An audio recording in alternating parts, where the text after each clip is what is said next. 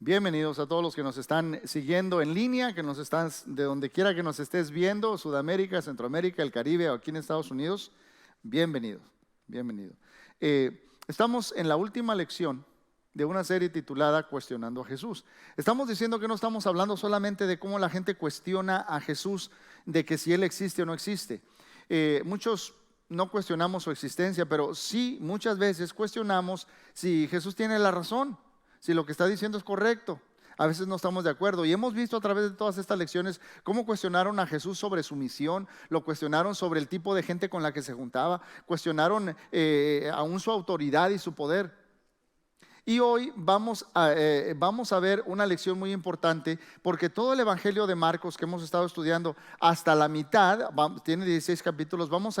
Quiero que vayan conmigo en sus Biblias a Marcos capítulo 8, porque allí en medio sucede algo muy especial. Desde ese capítulo 8 las cosas cambian en la historia que está contando Marcos sobre Jesús. Vaya, se dice que lo que Marcos escribió fue lo que el apóstol Pedro predicaba. Entonces tenemos aquí las palabras de Pedro a través escritas por Marcos. Y lo que queremos ver es las dos preguntas que son pero muy importantes. Quiero que vean lo que Jesús va a hacer. Ahora Jesús va a tomar la iniciativa y Él es el que va a cuestionar a sus discípulos, a sus seguidores, sobre su identidad. Y esta lección tiene que ver con la identidad de Jesús. Así que si tú estás aquí y estás preguntándote quién será Jesús, quién es Jesús, bueno, Jesús va a hacer dos preguntas exactamente con ese punto. Dice Marcos capítulo 8, verso 27 al 29.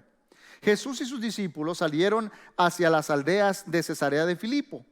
En el camino les preguntó. Este es Jesús hablándole a sus discípulos, preguntándoles, haciéndoles una pregunta: ¿quién dice la gente que soy yo? Unos dicen que Juan el Bautista, otros que Elías y otros uno de los profetas. Contestaron: ¿y ustedes? Les dice Jesús, ¿quién dicen que soy? Estas son las dos preguntas claves, porque todos nos hemos preguntado, bueno, ¿qué dice la gente acerca de Jesús? Sobre su identidad. ¿Quién es Jesús? ¿Quién es Jesús? Y básicamente muchas personas tienen opiniones. Cuando Jesús les preguntó a sus discípulos, dijeron, algunos dicen que eres Elías, algunos dicen que eres un profeta, así como Moisés. Otros dicen que un profeta, pero que resucitó. Y todos tienen sus ideas. Ahora, yo quiero que entendamos que los discípulos le están dando el good report, le están dando las cosas buenas, porque hay otros que decían que era un bebedor, que era un glotón y otras cosas, ¿verdad? Pero le dicen, la mayoría de la gente dice esto sobre ti. Dicen estas cosas de ti. Pero nosotros podemos investigar y ver qué piensan todas las otras religiones, otras personas de Jesús. Pero más allá de qué es lo que piensa nuestro cónyuge, qué es lo que piensa nuestros hijos, nuestros amigos, nuestros conocidos o el pastor, quien sea, no vamos a fundamentar nuestra fe en lo que otros dicen sobre Jesús. Nuestra fe debe estar basada en lo que nosotros creemos sobre Él. Y Jesús dice, eso es lo que dicen los demás. Pero Él quiere saber, hasta ahorita, hasta este punto, ¿han visto ustedes en mí algo que me haga diferente a cualquier otro profeta o todo lo que se ha dicho de mí? Eso es lo que Jesús quiere saber. ¿Qué dices tú sobre mí? Tú que has caminado conmigo, que has comido conmigo, que has andado conmigo, que has visto lo que yo he hecho, que has oído lo que yo he dicho, ¿qué crees tú de mí? ¿Qué piensas tú de mí? ¿Qué piensas tú de mí? Y yo me imagino que hubo un silencio que de repente se rompió por las palabras de Pedro.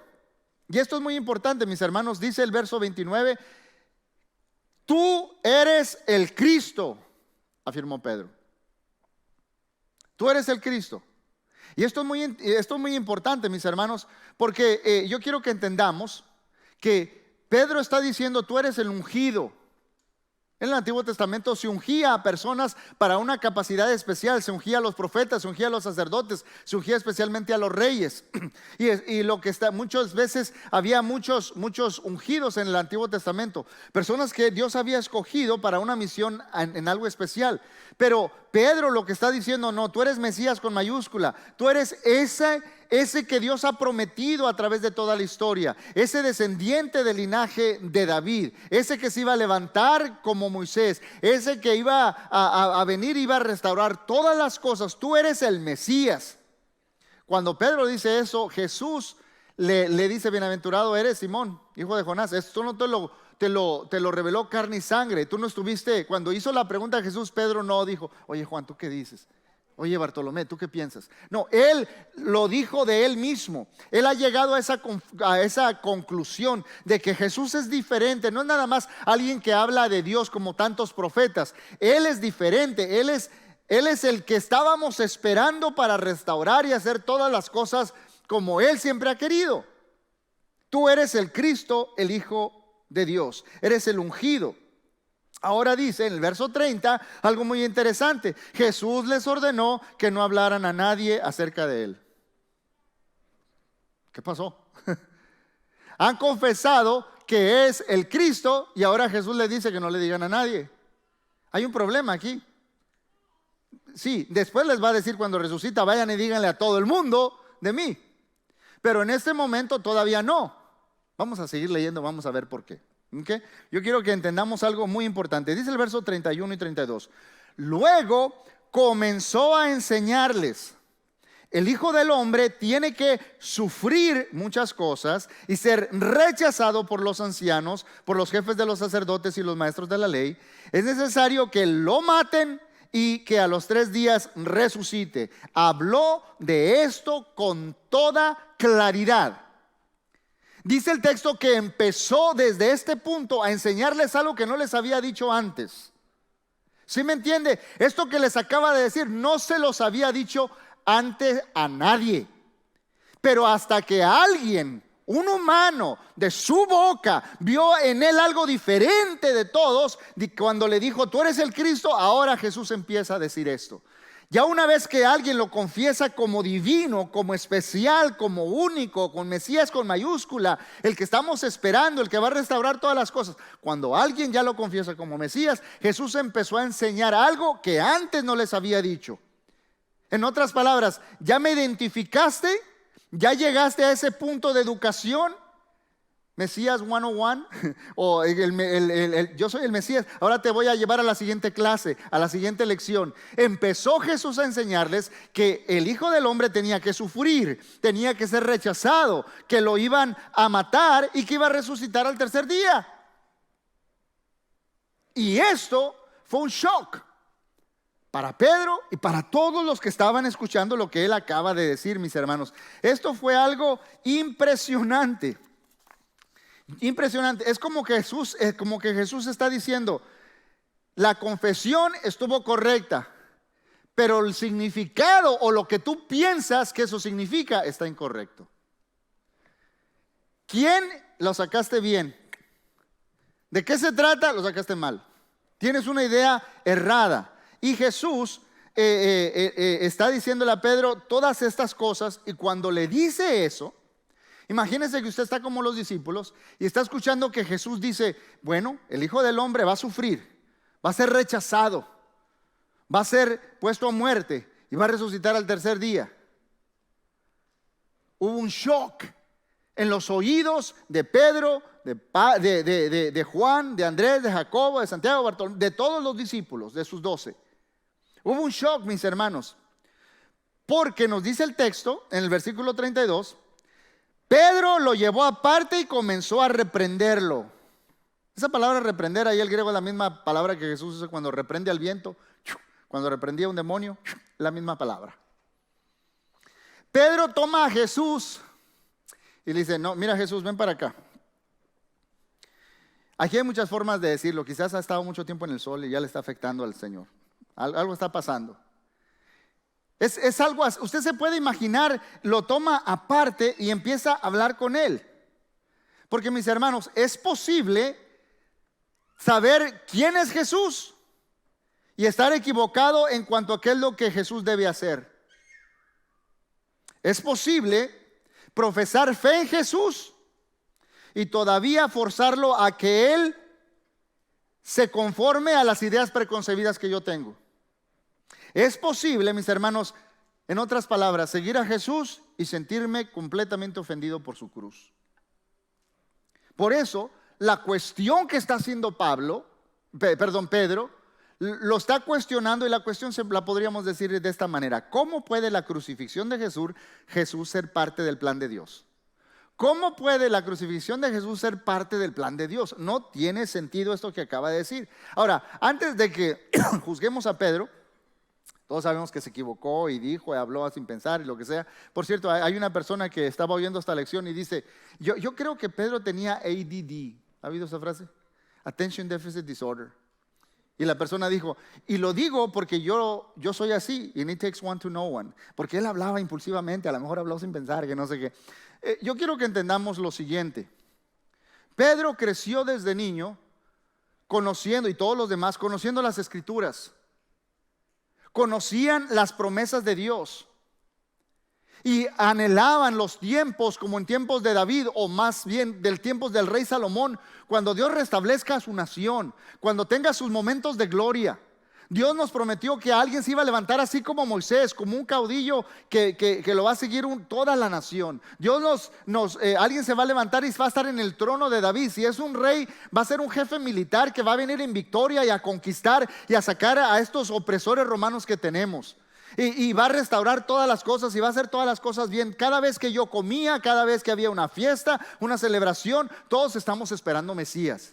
Pero también en ese entorno en el que está viviendo ahorita Pedro y los discípulos, se han levantado muchos Mesías, muchas personas que han dicho: yo soy ungido, en el sentido de vamos a hacer una trifulca, vamos a hacer una insurrección. Y había celotes y había de todo. Vamos a sacar a los romanos de aquí, vamos a pelear contra ellos. Y a muchos seguían. ¿Y qué pasaba? El imperio romano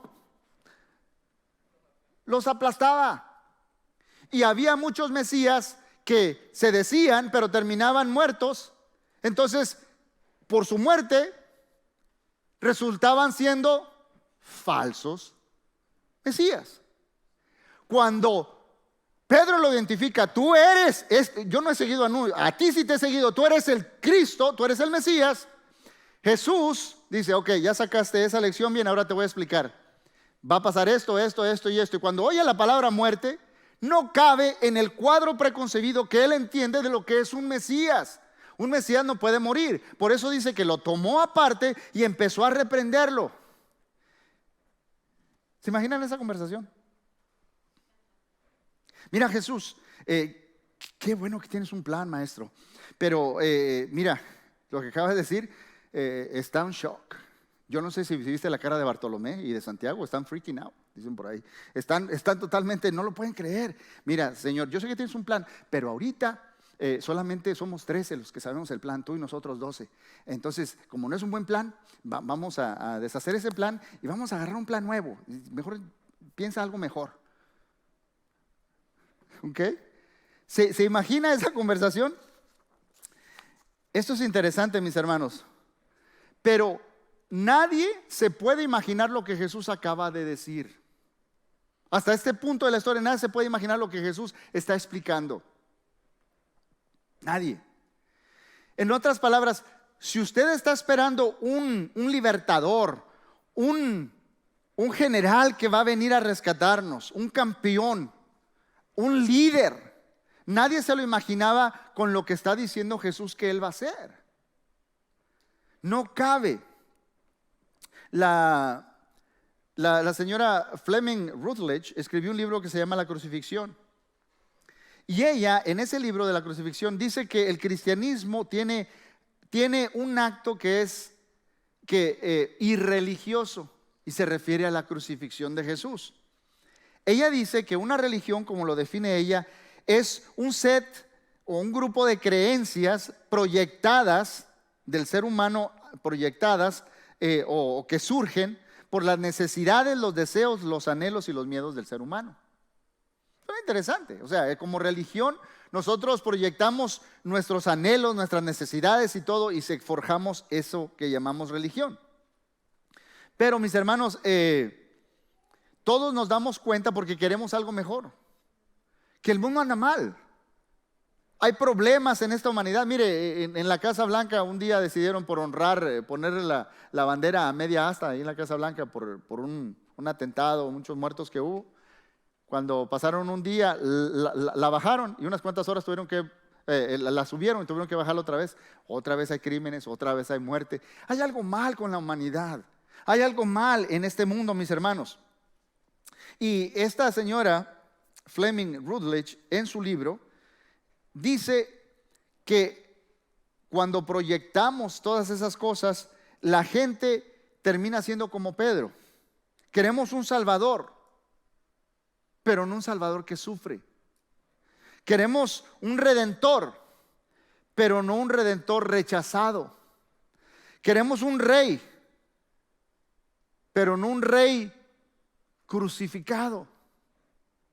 Y batallamos. Recientemente, la Universidad Franciscana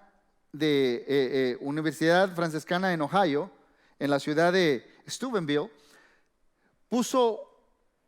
tenía en Facebook, en su página de Facebook, una fotografía de promoción de la universidad. Y Facebook quitó esa fotografía porque estaba una imagen muy gráfica de Jesús en la cruz. Y la quitaron Facebook porque Facebook dice que esa imagen era chocante, sensacionalista y excesivamente violenta.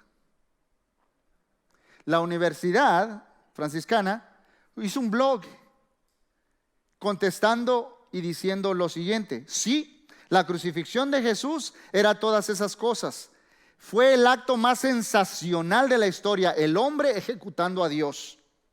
Fue chocante porque Dios se hizo carne, se hizo como nosotros, fue obediente hasta la muerte y muerte de cruz. Fue traspasado, fue clavado y sufrió por nosotros. Toda la ira de la humanidad estaba siendo puesta sobre él, todo el odio estaba siendo puesto sobre él. Fue el amor lo que llevó a Jesús a esa cruz, el amor por ti y el amor por mí.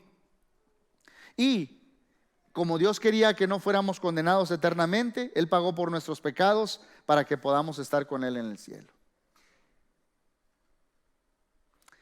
Y fue la compasión y el amor de Jesús lo que lo tenía ahí.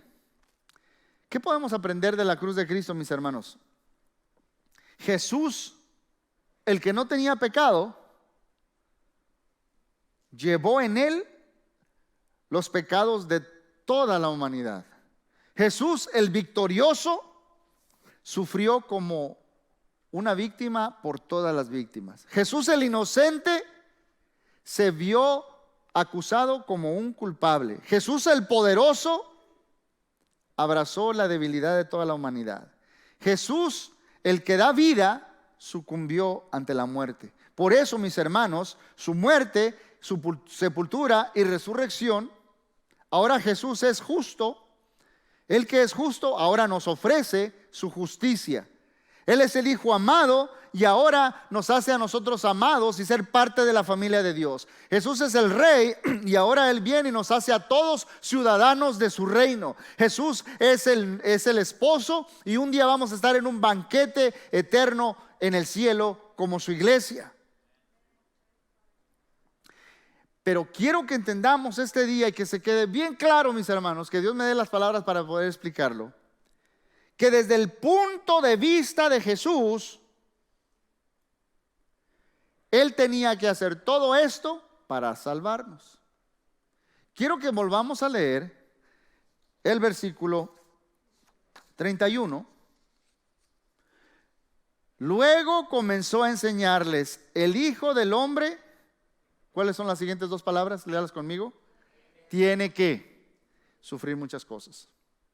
Ahora, Jesús fue bien claro con ellos. Dice Marcos, les habló bien claro, eso es lo que va a pasar.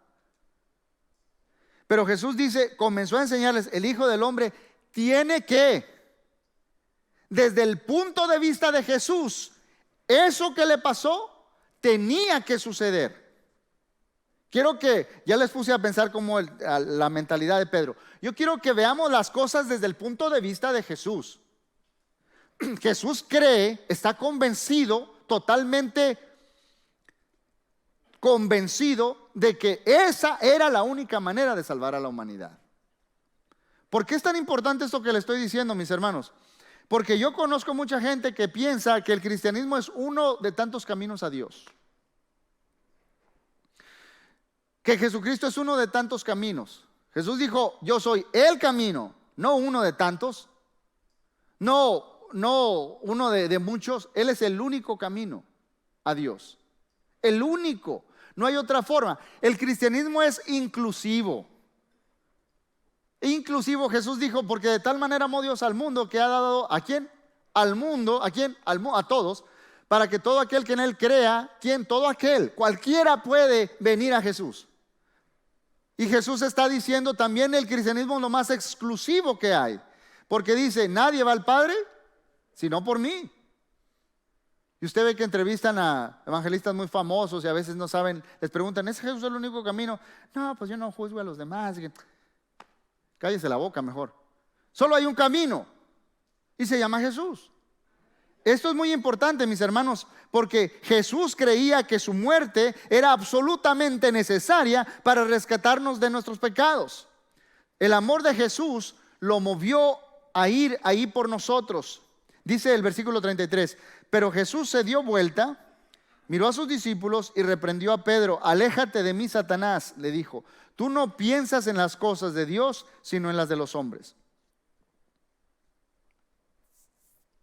Yo quiero que entendamos esto.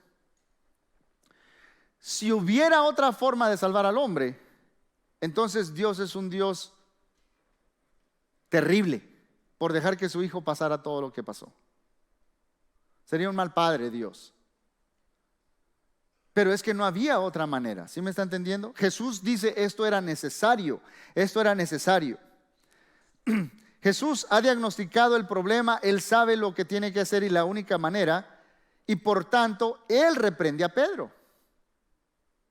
Ahora Jesús se voltea y reprende a Pedro. Le dice, apártate de mí, viendo a los discípulos, apártate de mí, Satanás. Aléjate de mí. Tú no piensas en las cosas de Dios, sino en las de la tierra. Es interesante, mis hermanos. Yo les dije, hasta que alguien lo confesó como Mesías, ok, ya tenemos la identidad, ahora te voy a decir el plan. Ahora Jesús empieza a decirles claramente de qué se trata.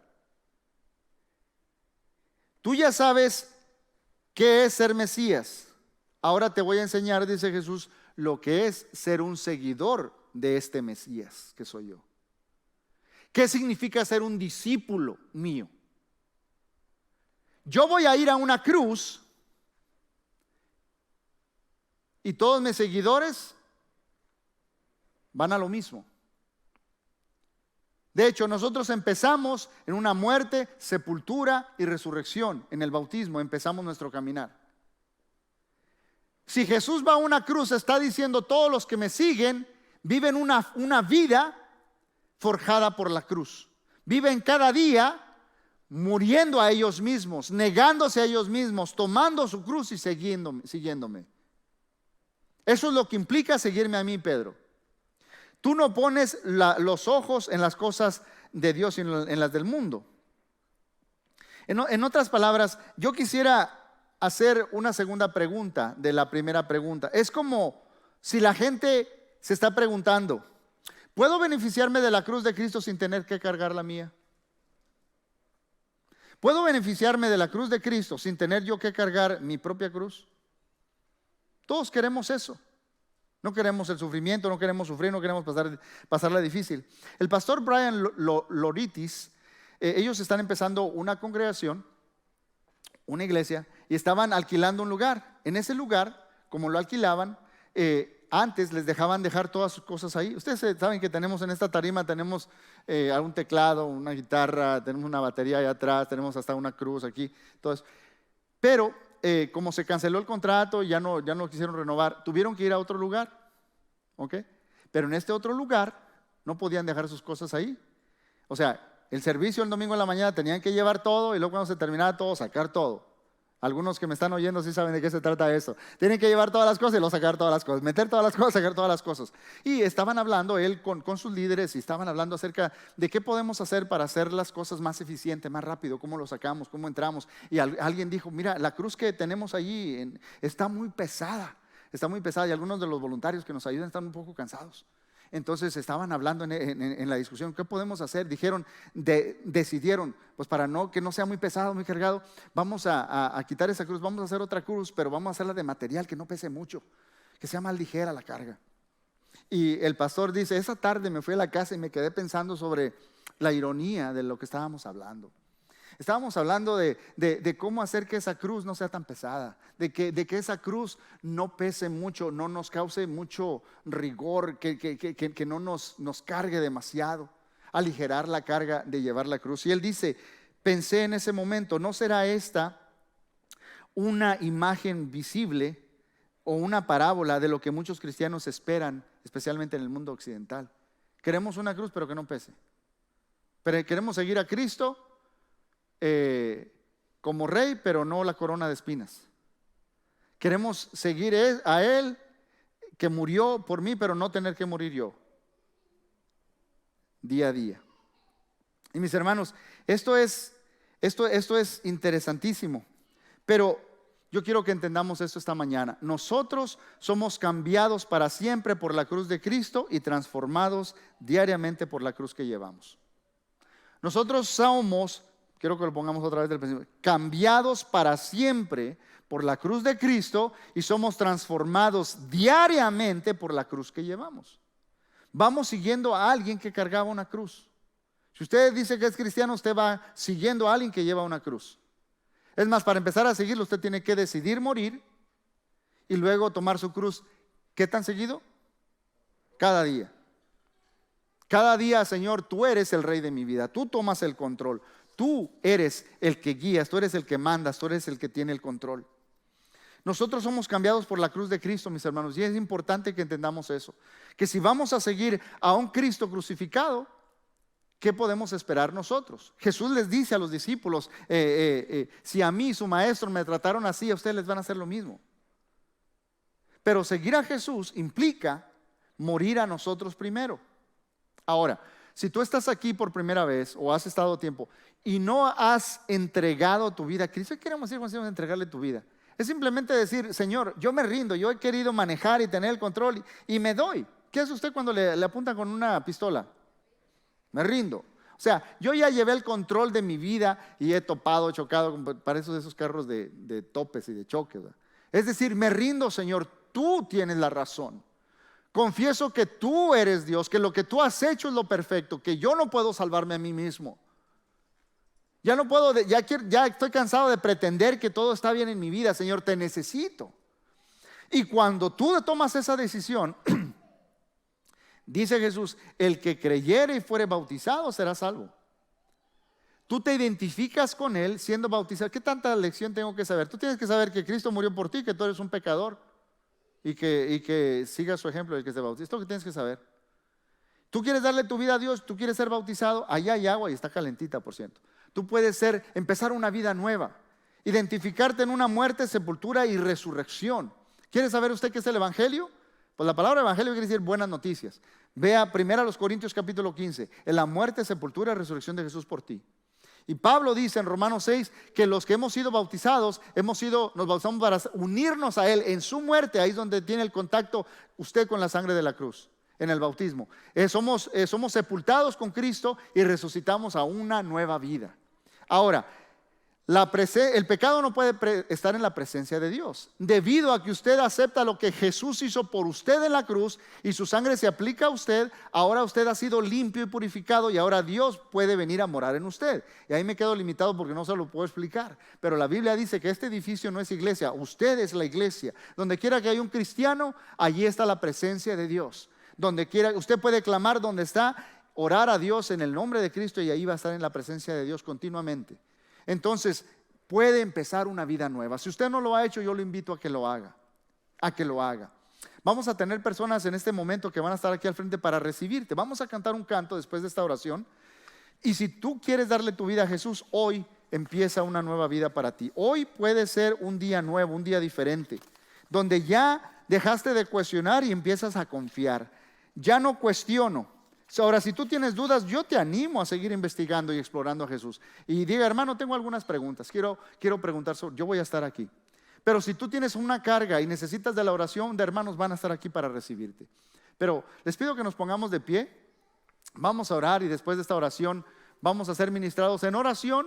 Si alguien quiere darle su vida a Cristo, aquí voy a estar también. O si tú quieres oración, puedes pasar al frente. Vamos a orar. Padre Celestial, en este momento, Señor, este grupo de tus hijos, reconocemos que sin ti nada podemos hacer. Padre, te alabamos y te glorificamos y hemos estado cantando de las maravillas que tú hiciste por nosotros al morir en esa cruz. Ese amor tan grande, Señor, que tú te diste por nosotros.